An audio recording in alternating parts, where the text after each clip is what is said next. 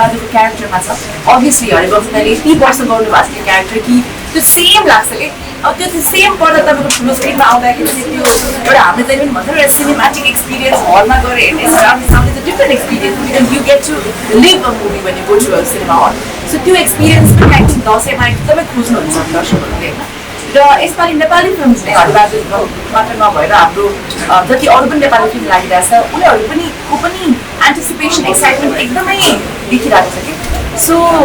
last year पनि हामी देखेको थियौँ कि दसैँको बेलामा चाहिँ एउटा दसैँ आफ्नो ठाउँमा छ तर हलतिर पनि एउटा फिल्म फेस्टिभलै लाग्छ कि कति धेरै नेपाली फिल्म हुने सबै कलाकारहरू जाने छ त्यहाँ पनि एउटा अर्कै दसैँको सेलिब्रेसन हुन्छ हलतिर पनि सो त्यो I think because last year पनि इस्टाब्लिस भइसक्यो यो इयर त्यसको पनि इन्टेन्सिटी झन् बढ्छ जस्तो लागेको छ मलाई बिकज हरेक इयर पछि त्यो झन् बढ्दै जान्छ नि त्यसको गर्ने चिज पनि देखाइने चिज पनि र अडियन्सबाट आउने एन्टिसिपेसन पनि बढ्दै जान्छ सो यो कारणले पनि मेरो विचारमा दसैँ चाहिँ अलिकति मुभीमय नै हुन्छ जस्तो लागेको छ मलाई यसपालि नेपाली मुभीहरूको लागि चाहिँ सो नट